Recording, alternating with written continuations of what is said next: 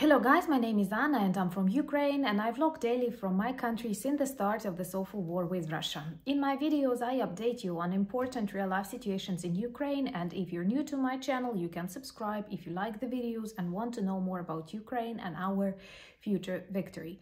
By the way, we have a perfect community of people around the channel and I'm really grateful that I learn a lot from you. Also, you can follow me on Instagram and on Twitter. You can find the links below this video and in the description of this video, but be careful of scammers. I never invite you to Telegram and WhatsApp. And today I want to be in this angry Anna regime, you know it, because it's very difficult to speak about such things without any emotions. I was looking for an idiom because some of my subscribers tell me that my English is good, but I rarely use idioms and that would make me sound better. So I was looking for this idiom and I have found it. And it says like to call a spade a spade. It does not sound very exquisite as I intended it to be, but the meaning is that let's name the things the way they are, with their proper names. We say it that way in Ukrainian, and I want to speak about Russia being in charge of the UN Council on Security. As our Minister of Foreign Affairs, Dmytro Kuleba, said, that is the worst April Fool Days joke that one can possibly imagine. But it all would have been funny if it wasn't so sad. And my personal opinion is that this video could actually be the shortest video if I had to bring you to the conclusion. Well, why? Let's think together. What is United Nations? United Nations is an intragovernmental organization that unites many different countries of the world. And it was created in 1945, and we all remember that 1945 is the year of victory in the Second World War, fall of the Nazi regime, so countries were inspired and tried to prevent future wars. That's why this desire for global peace led to the birth of the organization known as United Nations and responsible for international peace and security. This international peace and security organization works for decades. There are hundreds of thousands of people who work in it, and I cannot even imagine the budget of this organization. It has 6 important organs within its structure, and one, perhaps the heart of the organization, if you read the description of it, the heart of the organization is the United Nations Security Council. United Nations Security Council is responsible for international peace and security. Okay, I have even put down a list. I like writing with a hand. By the way, I don't know what about you, but for example, all our Soviet myths debunked and all our Russian crimes, I write in a notebook. So the responsibilities of this UN Security Council include peacekeeping operations, enacting international sanctions, and authorizing military actions. Okay. By the way, this is the only organ of UN that can issue binding resolutions. Honestly, I don't think what's the sense of any organization or any organ that issues non-binding resolutions if it is like an official big organ operating internationally, but let it be. So we see that this is perhaps the heart of the United Nations that were created back in 1945 to guarantee international peace and security, and it is going to be led by Russia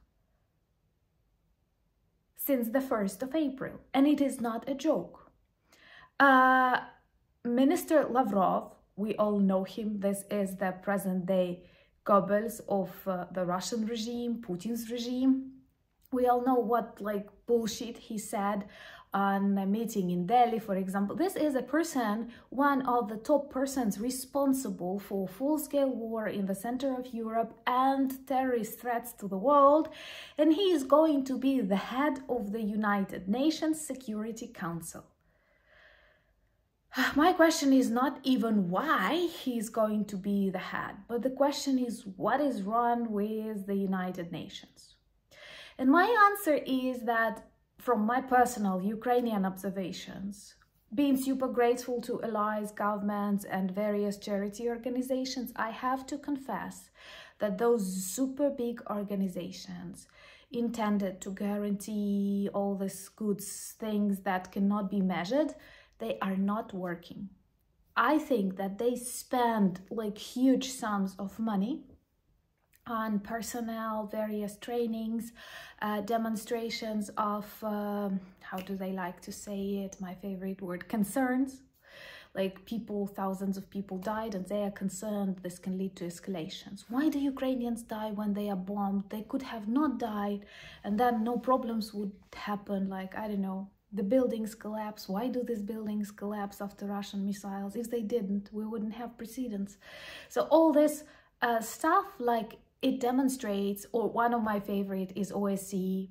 OSCE is extremely under Russian influence and they have issued so many decisions that have nothing to do with real life. Honestly, I can share my personal experience. When I was a student, I worked as an interpreter for a short-term mission that controlled elections, the democratic procedures kept during the elections in Ukraine.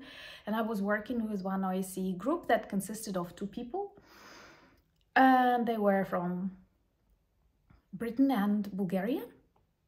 And I was doing the questioning. They've told me, go on, interpreter, you have an application and we're going to have fun.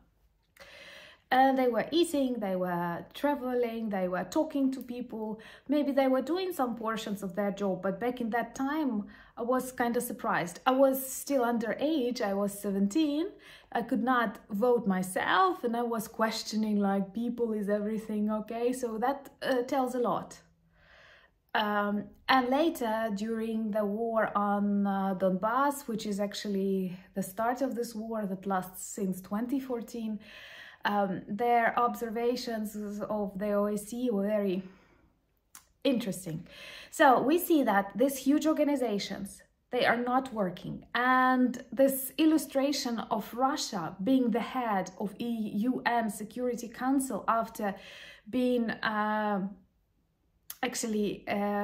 like all the countries, all the democratic countries agree that Russia is an enemy right now, that she breaks all international laws, that she threatens the world with nuclear weapons, that they commit genocide and mass killings in Ukraine, that they are sanctioned. All of that together does not work. And can you imagine how Putin feels at that moment, how Lavrov feels at that moment, how funny all of this global security system seems to them? This helps them to develop the idea that West is weak, West is too tolerant, and this is actually how it works. What is the reason, like official reason for that? Well, of course, there are like 5 countries that are always deciding in the United Nations, and these are Russia, China, Great Britain, France, and the USA. And they substitute one another. But there is a precedent to stop Russia from being a member of the United Nations and from ruling in the UN Security Council. Russia was not elected to the United Nations. The Soviet Union did, but the Soviet Union was a structure that included many republics like Belarus, like Ukraine, like Moldova. But somehow Russia decided it will inherit the right of the Soviet Union and it will stay in the United Nations as the heir of the Soviet Union. But when we have some troubles, for example, responsibility for the crimes of Holodomor genocide, Russia is not the heir of Soviet Union. Why? Why is it so that if they want something, they are heirs? They are they inherit it officially. If they don't want, they don't inherit it. So this is so funny, and this is so tricky, and this is actually so easy to clean up, but nobody wants that. And well, like Ukraine initiated the exclusion of Russia from the United Nations Security Council and from the United Nations in general, because it violates all the norms and documents that were created by people who work for the United Nations for decades. They totally demonstrate the disrespect to everything that United Nations were working for ages. And perhaps they will use this period in the UN Security Council to shape anti-Western coalition, to strengthen their narratives against Ukraine and people who support us. And that might be very persuasive for those countries who used to be Russian allies, because they see, okay, if Russia was that illegal, if Russia was that criminal, if Russia was really a terrorist state, it wouldn't be leading in the UN Security Council, but it does. So maybe this is a normal country, and this is a tragedy. This is an absurd of our time. I don't know how can we solve that, because this is a slap on the face to everyone who fights in Ukraine, who supports Ukraine from different corners of the world. And I hate pretending, you know. Sometimes I am too direct, even with you. So stop writing me that I look bad and I need to have some rest. What do you think a person feels when she reads that? Kinda, we have different days, we have different physiological conditions, we have different mood finally. Like I'm looking at the snow right now, so maybe some different light, you know. And it's not your vlog that exhausts me. So anyway, I have to conclude that it is a tragedy of our time that a country that is equal to Nazi Germany, that initiated war in the center of Europe, that is ready to continue to other countries, that threatens the world with nuclear weapons, that commits genocide of Ukrainian people, now leads in the Security Council of the United Nations that was once created to guarantee international peace and security. Then we have to be honest and direct enough to stop talking about United Nations as a working institution. We have to say that no, they did not manage to prevent war, and now during war they are only able to express their emotions and nothing else. I remember after one visit of the United Nations representative to Bucha and Irpin, his first words were, "Oh my God, I don't want even to apply the situation on my grandchildren. I don't want to see something similar happening to my grandchildren." How do you think we feel when we hear phrases like that? Okay, I understand this is very personal. He decided to share these personal observations, but there are lots of us listening to it, and our relatives went through this. And perhaps this is not the first thing that an official representative of the United Nations should say visiting Bucha. Perhaps something different. He could have reserved that phrase for conversations during dinner, but not the first address, like, "Oh my God, I don't know how to live." So anyway, for me, United Nations is not working. Russia is not the heir of the Soviet Union. It is not legal that she represents the Russia is represented in the United Nations. It is not legal that Russia is the leader now for the UN Security Council. This is a slap on the face. This is a stupid joke. This is whatever you want. And the world accept that. And the process started. I don't know. Let me know what you think and what are the mechanisms that can stop us from such absurdity in our lives. Thank you so much for your support. Thank you for your attention to our projects. Somehow our last video on Gulag received some restrictions, so it will not receive many views because it's too sensitive for the audience.